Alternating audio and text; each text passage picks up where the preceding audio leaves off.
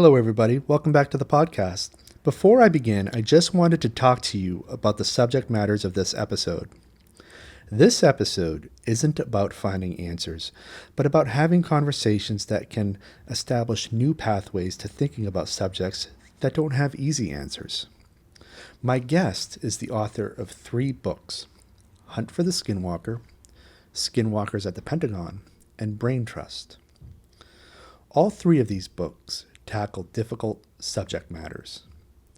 My goal going into this is to have a transparent, open-minded discourse, not disrupted by dogmatic narratives or corrupted by mainstream expectations, and to do so without worrying about stigma on the subjects herein.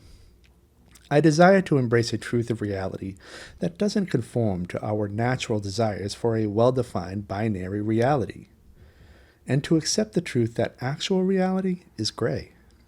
It is blurred and existing in a quantum field of information that we don't yet fully understand. On the podcast and in my life, I do not doubt the experiences of others, and I urge you to adopt a similar philosophy. It is in this that we will be able to truly listen and maybe eventually find the answers we so desperately desire. When I talk about the paranormal in this episode, it's the full spectrum. Ghosts, cryptids, UFOs, precognition, whatever isn't normal to our everyday lives. Some of the descriptions of paranormal anomalies will overlap with stories that exist in some religious beliefs, but it's important to view these concepts as part of the natural world and not concepts to fear out of religious taboo. If we're going to get an accurate idea of what it is we're actually looking at, experiencing, and responding to, then we must grow up and out of our fear-based preconceptions of what is or isn't off-limits to scientific study. Due to the complexity of the subject matters herein, I decided to separate the conversation into 2 episodes. The first part goes live January 3rd, and the second part goes live January 10th. With that said, please share this conversation with your friends who might be interested in the subject. Additionally, I'll be clipping the episode and including these clips on my YouTube channel, so if there are specific parts of the conversation you prefer to share, please consider sharing the clips. And please, don't forget to subscribe and participate in the discourse by leaving a comment on the YouTube version of this episode or any of the clips. Thanks, and on with the conversation.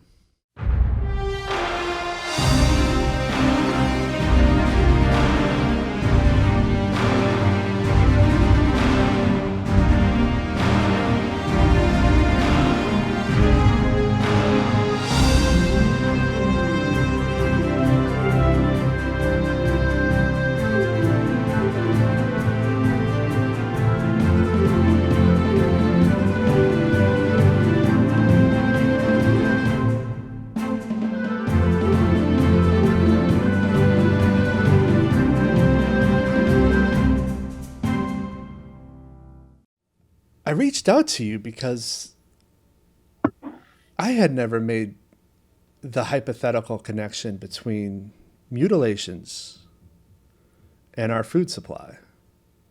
And so I was thinking maybe we could have a conversation where we kind of start with your book from 2004, Brain Trust, Right.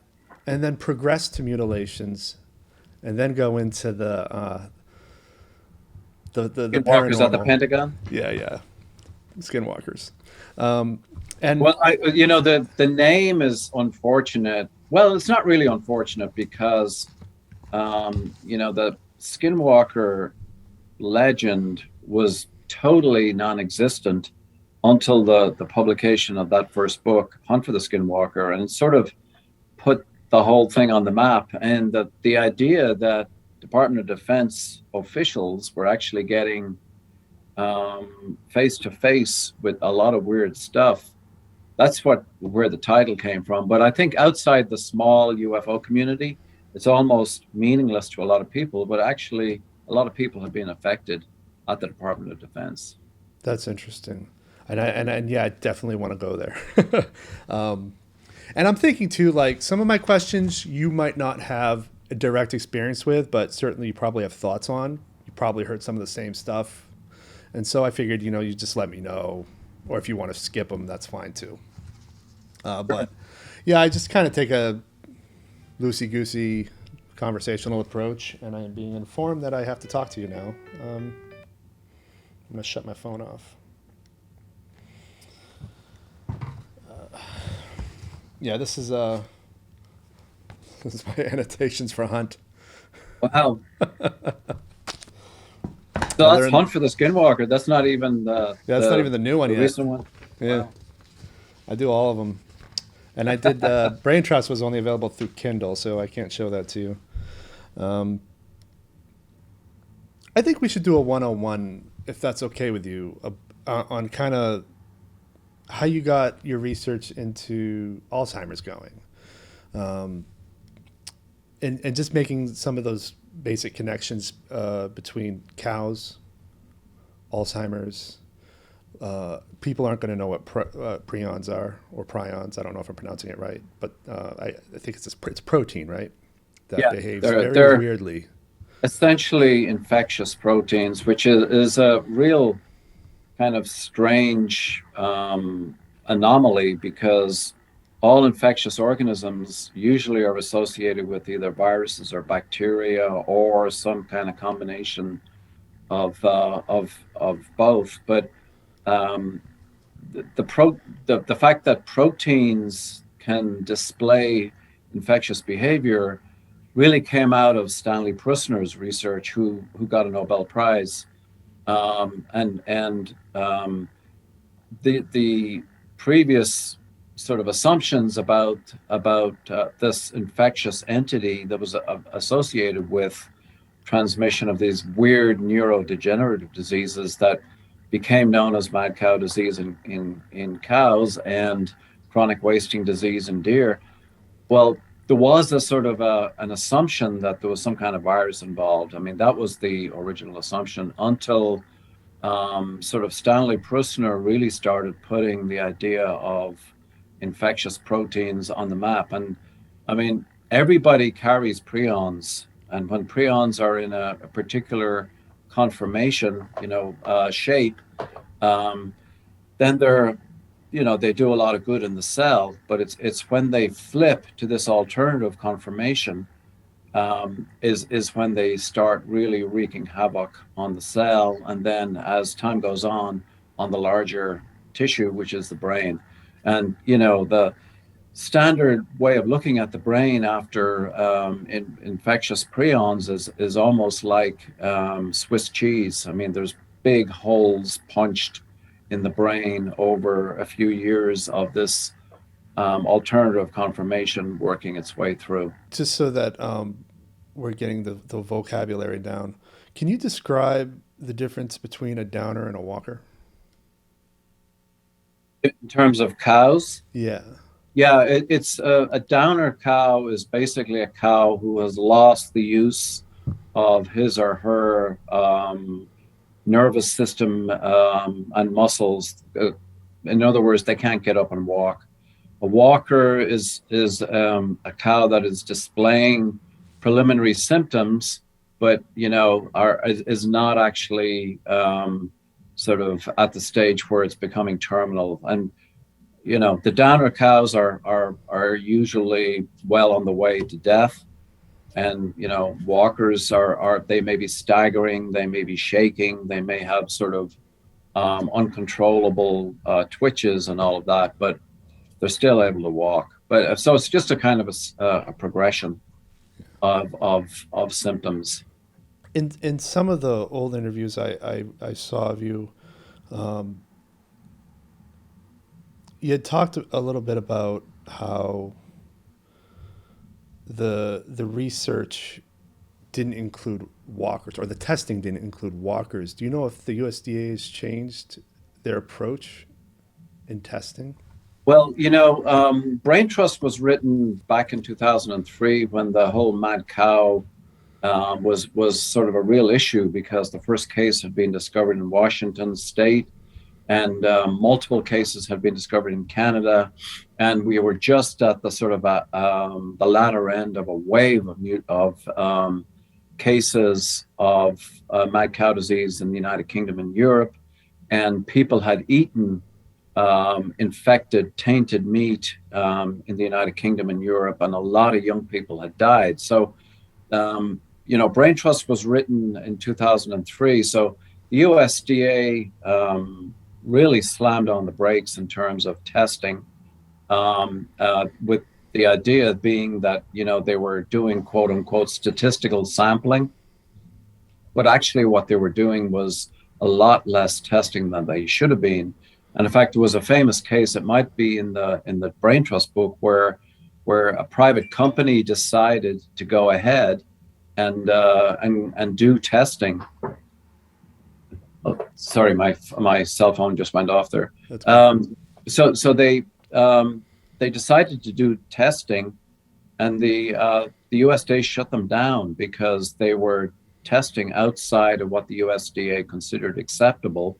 And the idea was that they were opening their doors towards private ranchers who wanted to know whether or not this infectious entity was in their cattle. So a lot of people wanted testing to accelerate, but the USDA slammed on the brakes. So in the interim period, there has not been an increase in testing. There's actually been a decrease in testing over time.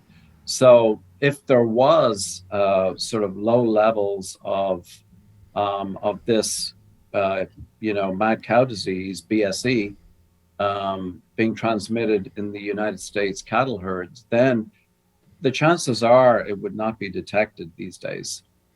Oh, interesting. I was hoping for better news. Yeah, well, it's kind of gone off the radar for a lot of people. And, since Brain Trust was written, the science has progressed tremendously. And, after the National Institute for Discovery Science program ended in 2003, 2004, I actually took a job in San Francisco, California. I was working as a laboratory director at a biotechnology company in San Francisco. And just by sort of coincidence, actually, one of the research arms that was being conducted at this company was looking exactly at the kinds of alternative prion conformations that were possible. And that the sort of the I guess the holy grail of this research, or part of the holy grail of this research, was to develop really good monoclonal antibodies that were directed against the alternative conformations, because that would have been a very good way of being able to distinguish preferentially between the different conformations of the prions, and by analogy, the pathology. You could actually investigate the pathology. So I was part of the this biotechnology company in San Francisco that was doing this kind of prion research. And one of the things that has come out in the interim is that a lot of these so-called neurodegenerative diseases, including Alzheimer's disease and a lot of the dementias, also have these prion-like characteristics. They're not prion proteins,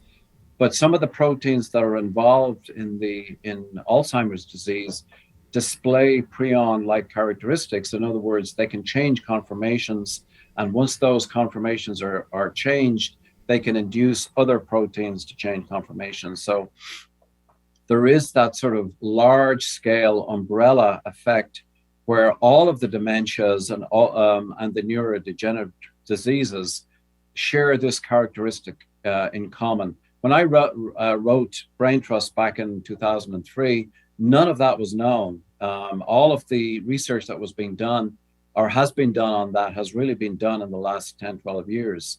So it's got to the stage now where there's a lot of overlap in the thinking with the large Alzheimer's epidemic that we're in the middle of.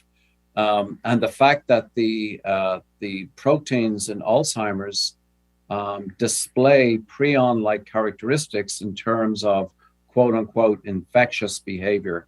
So that's a dimension that was not there, 12 years ago. Yeah. Well, I know I can't even hear a conversation about Alzheimer's now without somebody mentioning beef. So I Yeah. would like to think that you get the credit for that. Well, I know that there's a lot of people that are involved in the research, and it is surprising. A lot of people have sort of come up to me in the interim and talked about brain trust. So quite a few people seem to have read the book, which kind of surprised me because the book is bad news. I mean, there's not a lot of joy and happiness in that book. So I was not expecting, a large number of people to be sort of reading it. But for example, South Korea, there was a lot of interest in South Korea because they had an uptick in BSE, maybe 10 years ago. So a lot of people in South Korea bought the book, and I believe actually Brain Trust was translated into Korean. Well, I think a lot of people, despite what the some powers that be think, they want the truth even if it's painful. People want to know how to be healthy. Yeah, And I agree. I mean that especially these days, I think is becoming more and more the case. I think a lot of young people do tend to be much more focused on what they eat than, say, the older generations. you'd suggested, I think it might have been on a podcast you did with George, where it might be that there are others who are interested in our food supply. And I think that that's fascinating. And I was wondering if you could talk about why you think that is.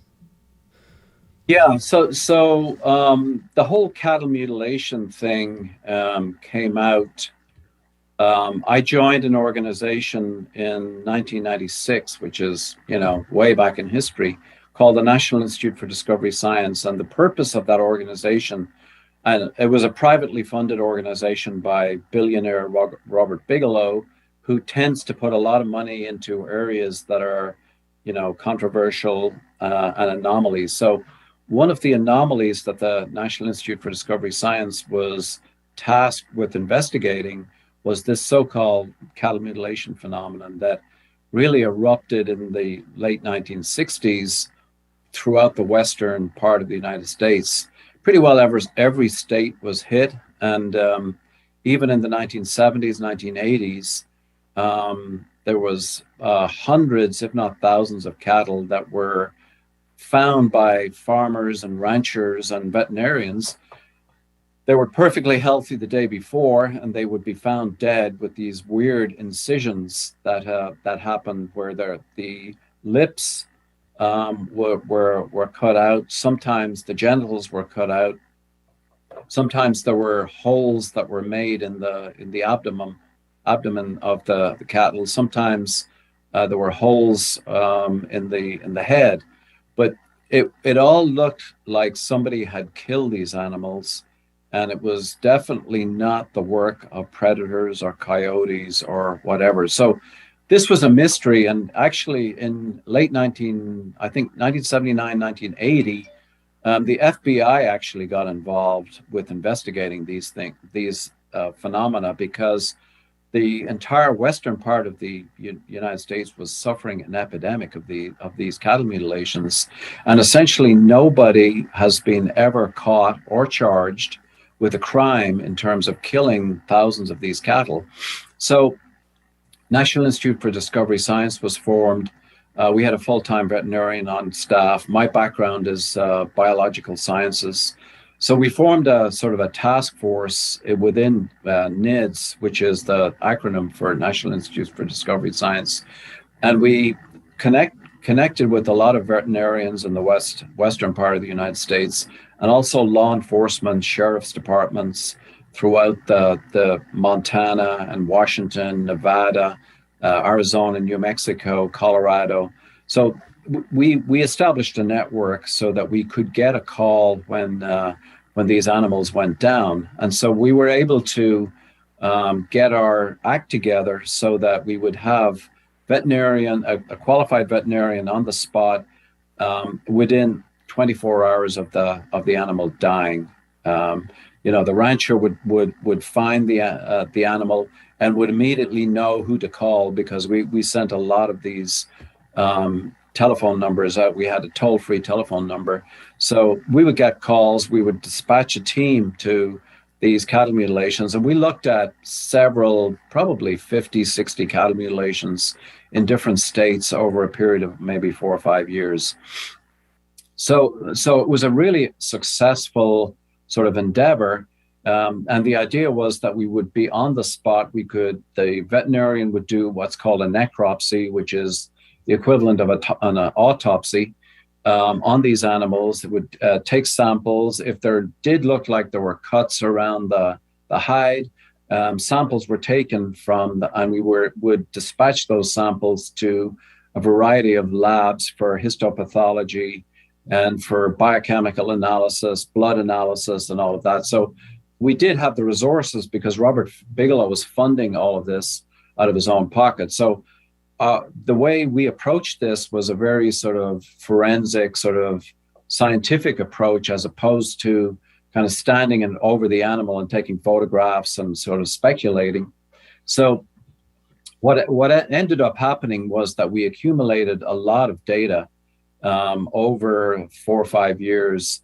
And it became obvious that there were really two separate patterns of cattle mutilations. One was the most common, and that was that the lips or the eyes or the reproductive organs were usually removed in some kind of a really well orchestrated surgical manner. It was obviously whoever was doing this had some sort of surgical skill. In fact, some of the veterinarians that we talked to, because we also enlisted local veterinarians in this whole thing, some of these people that we talked to actually said, this is really skillful. What's been done here is not sort of some hack arriving with a scalpel. It's somebody who knows what they're doing.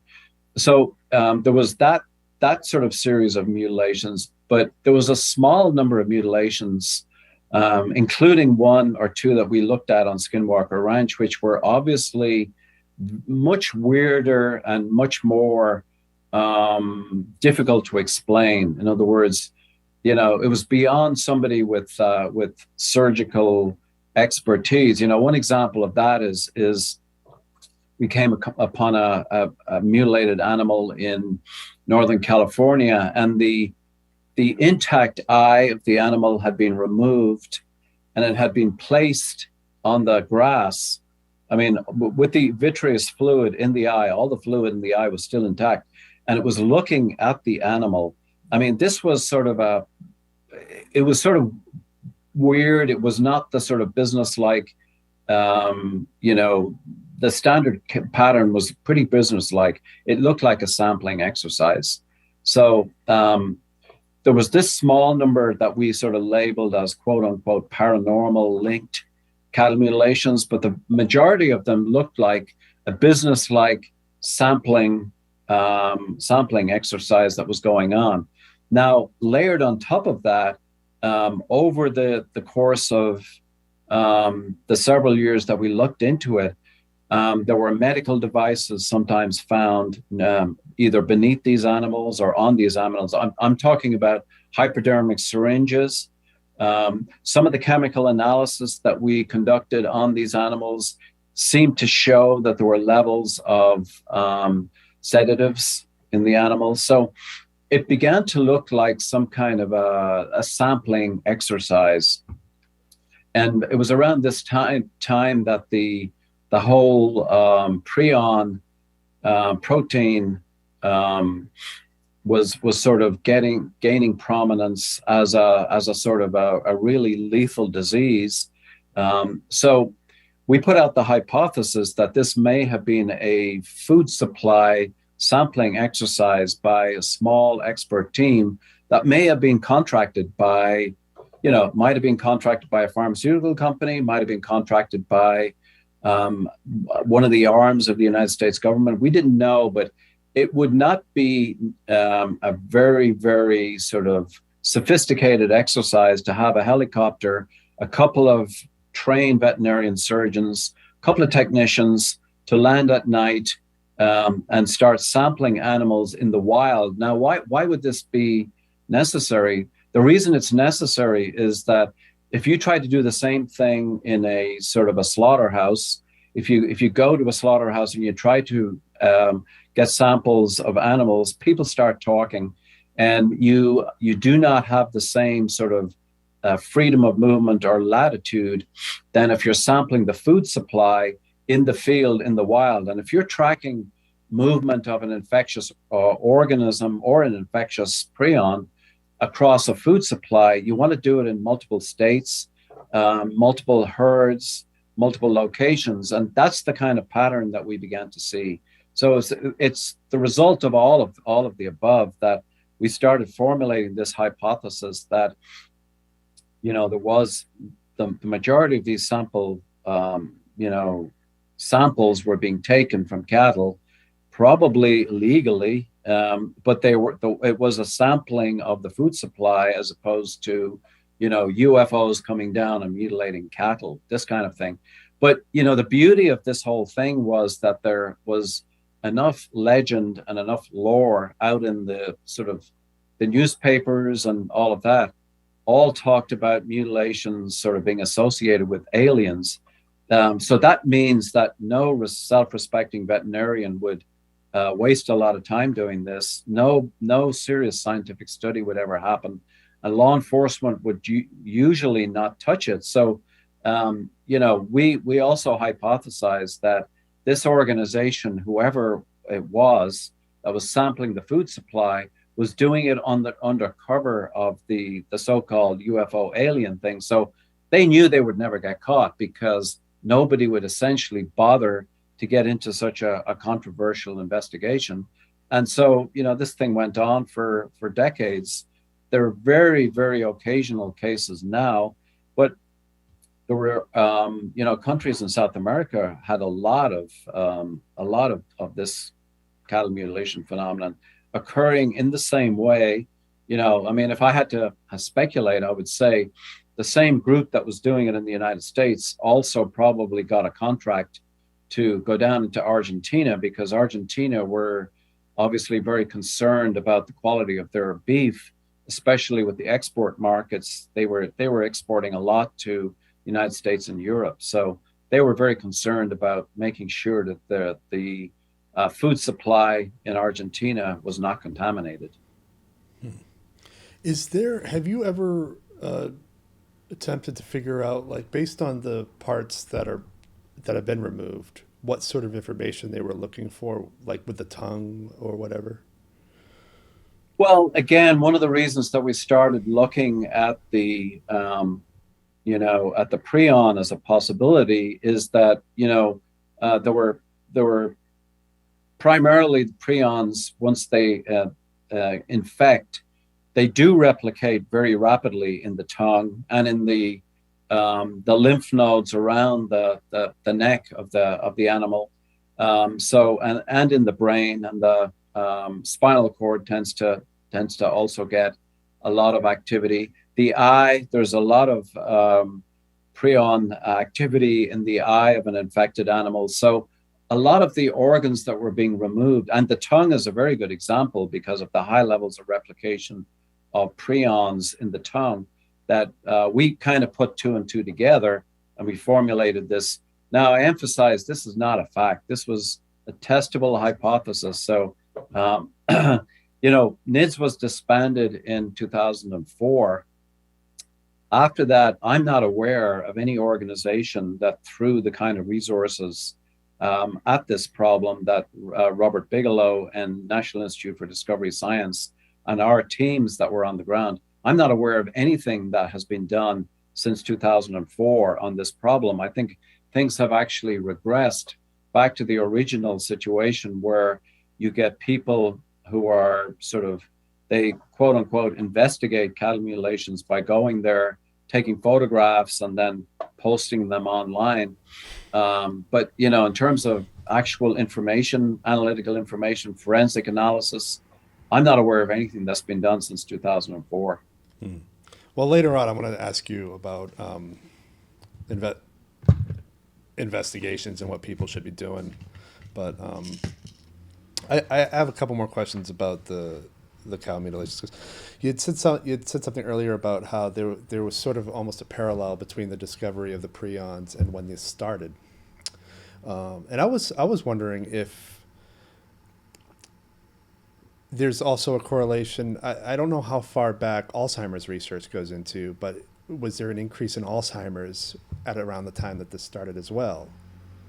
Well, the timing, Alzheimer's obviously is it's known that there were some cases of dementia documented all the way back in the early 1900s. In fact, the guy, Alzheimer, was operating back in those days, and the disease, got his name. But it's not really until the 1970s that the numbers of Alzheimer cases started to really escalate. I mean, you can actually track it because the CDC has a lot of data now in terms of the escalation of Alzheimer's. That really started, the curve started going up, and it got steeper and steeper by the late 1970s, 1980s, 1990s. So it has continued going very, very sharply up. But pre 1970, Alzheimer's disease was not that common. I mean, it was common. Now, if you talk to somebody at the CDC, they'll say, okay, well, we did change the definition of what constitutes Alzheimer's around that time. And, that possibly is one of the reasons. But it goes way, way beyond that, because we're talking, hundreds and hundreds of percent increases and escalating over time. Also, the aging of the population, you'll hear these explanations that the aging of the population, people are living older, longer now. But that's still, even if you factor all of those factors in, you still get dramatic increases of this phenomenon, Alzheimer's phenomenon, starting in the 1970s. Now, should mention that, one of the things that I tracked in Brain Trust was that there was really sort of some remarkable experiments being done by the National Institutes of Health in the 1950s. And there was a guy called Carlton Gajdusek who actually won the Nobel Prize for his discoveries. But what he figured out was that there was a tribe in Papua New Guinea called the Foray. They were cannibals, and one of the ways they sort of marked the rituals that they marked the death of one of their tribespeople was by eating them. And Carlton Gajdusek discovered that there was this tribe had come down with a bizarre brain disease that they call Kuru. And so he actually was kind of like a cowboy out there. I mean, nobody was regulating or overseeing him, but he was an NIH scientist. So he started carving up these people and essentially getting the brains of these cannibals who were dying from this mysterious disease, shipping the brains back to the National Institutes of Health. And actually the brains were shipped to Fort Detrick in Maryland, which is still the center of biological warfare investigations in the United States.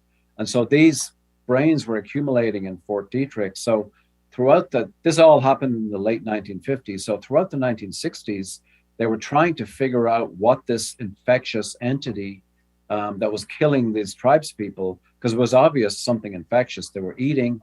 And the cannibals who ate the dead people would all in turn come down with this mysterious brain degenerative disease that we now know as mad cow disease. But bottom line is the scientists at the NIH, they got this facility in Patuxent, Maryland, and began injecting a whole bunch of different animals, chimpanzees, deer, cattle, mice, rats, you name it, to see if this disease was transmissible. So bottom line is that over time, to put it mildly, all of the security all of the sort of biosafety level. None of that existed back in the early 60s. So a lot of these animals escaped. And so one of the hypotheses is by the sort of late 1960s, early 1970s, these prions had transmitted through the food chain, especially to deer, because chronic wasting disease in deer is a highly infectious form of this aberrant protein that goes right through the herds. So bottom line is that it transmitted through the country. And so the escalation of all of this stuff, including cattle mutilations beginning in the late 1960s, the rise of dementia that happened in North America in the 1970s, all of these kind of co-located in time around the same time. So again, we went through the exercise of joining the dots.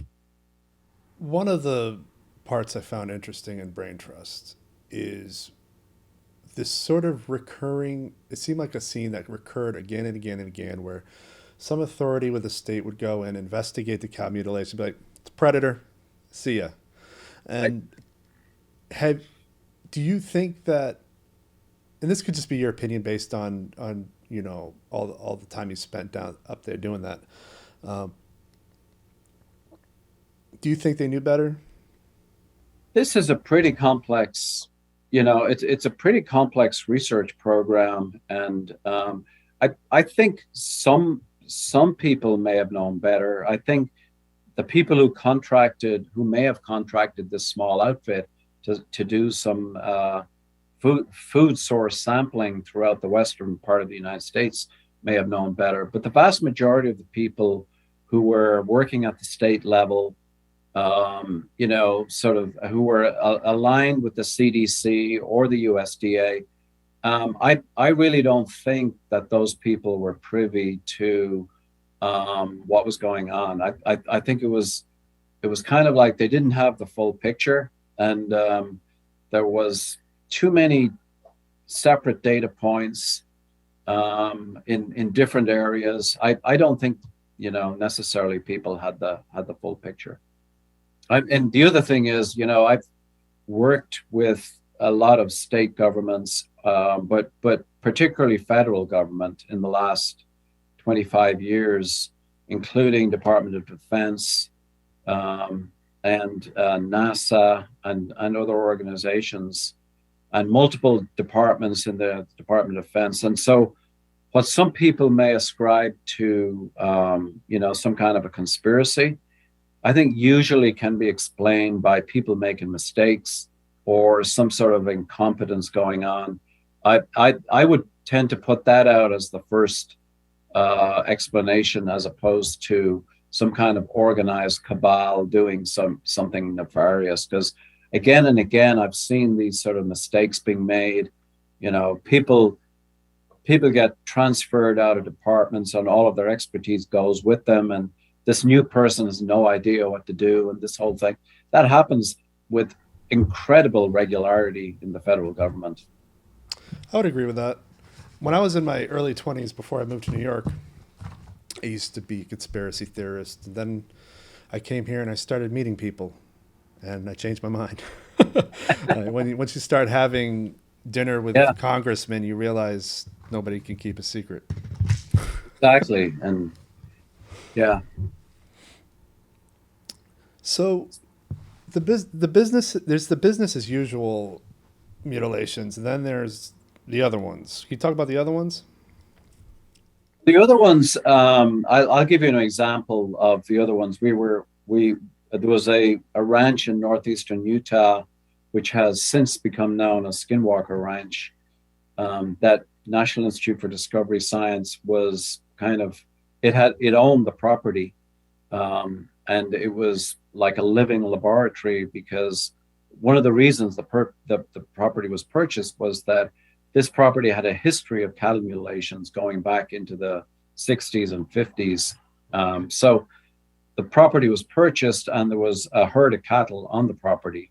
And so we had surveillance on the property. We had sensors on the property to detect anything weird. But I was sitting in Las Vegas in 1997 when we got a call from the ranch manager, of Skinwalker Ranch saying that one of their calves had gone down, and they had just found it. And the weird thing it was, this was calving season. It was March of 1997.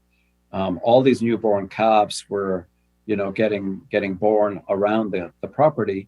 And the rancher and his wife, the ranch manager and his wife, had gone through the process of putting ear tags, these bright yellow plastic ear tags on the cattle, on the calves after they've been born. So this was happening, but sort of 10 o'clock in the morning, they had just tagged this newborn calf. It weighed about 84 pounds, and they had walked about 100 yards down to the next one where they were proceeding to tag the next one, when the dog next to them started freaking out. And and it was obviously focused on where they had just come from before. So they went back to figure out what was going on, and they found this calf that they had tagged like 45 minutes earlier. And this was like 10 o'clock in the morning, bright sunny morning in March. And they found the calf completely spread eagled on the ground. All of its internal organs were gone.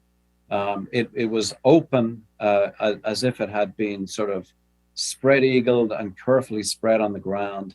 And the really spooky part of this thing was that there was not a drop of blood on the animal, in the animal. So it's not like a coyote came out from the tree line and attacked the calf. This calf had been completely stripped of all internal organs. And so I got a call when I was in Las Vegas, and we had our veterinarian on staff, and we had a couple of people. So luckily, Robert Bigelow had a private jet. So we jumped on the private jet. We were standing over the animal about 2.5, 3 hours after the call. And I mean, this was one of the weirdest things I've ever seen. I mean, this calf was lying on its back in the pasture, all four legs sort of spread eagled.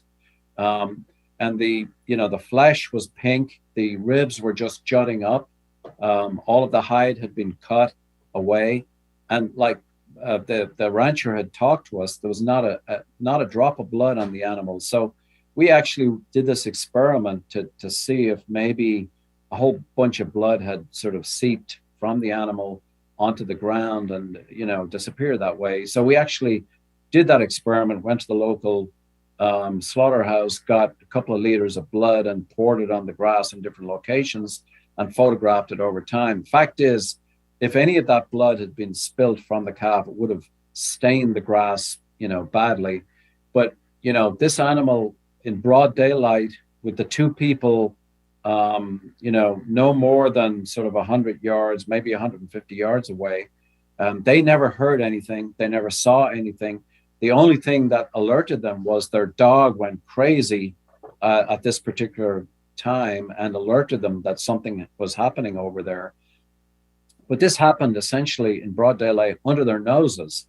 So that's an example of the kind of spooky, sort of quote unquote, paranormal associated, because we actually got a professional tracker to start looking around the animal. And he kind of quartered the area for several days, looking for tracks, looking for any tracks of any perpetrators that could have done this. We had all of these gaming exercises. We war gamed the whole thing of, a group of special forces people that, had broken cover from the fence line and done it. But the fact is, there were no tracks. There was no blood at all. There was no sign of the organs. And this animal, the yellow, bright yellow ear tag from the ear of the animal had been really cleanly sliced off by what looked like a scalpel, very, very cleanly. So this was not a coyote attack. It was not somebody or something had done this with using sharp instruments. So we took a necropsy of the animal. We sampled the animal, and from two independent labs, we got forensically, we got that sharp instruments had definitively been used on this animal. And it was not sort of a predator attack. It was not a coyote attack. So that was an example of the kind of the spooky, and this was not characteristic of the animals that we investigated. Your involvement with the ranch pretty much started with the mutilations. It started with it was a combination of the cattle mutilations plus a lot of unusual activity, including these quote unquote nuts and bolts UFOs that used to reportedly fly over the property. So that was one of the reasons that the ranch was purchased. It's a 500-acre ranch in northeastern Utah, about 50 miles from the Colorado border. And it's along the Wasatch Front, pretty out of the way place. But that was the reason it was purchased, because of these. We were tasked with investigating all of these anomalies, utilizing the scientific method. I mean, that's the bottom line. We had PhD level scientists on staff. We actually had a science advisory board that were pretty. They held our feet to the fire, and they made sure that nothing that we did was deviated from the scientific method. And these people were sort of world-class scientists from national laboratories, from universities. We actually had two astronauts who had walked on the moon on the board of National Institute for Discovery Science. That's like Harrison Schmitt and Edgar Mitchell. So 2 out of the 12 people in history that have walked on the moon, they were part of our National Institute for Discovery Science Advisory Board. So it was a pretty prestigious board, and they were not into sloppiness or methodology that was outside the scientific method. So I mean, I think it was a good thing, because it really kept us really focused on trying to apply the scientific method to these anomalies. But one of the problems was we were constantly 1 foot behind. Whatever was doing this, we were always behind the curve. And that was the first part of my conversation with Colm Kelleher. Please tune in next week for the second part, in which we discussed almost exclusively his work at Skinwalker Ranch. Thanks, everybody.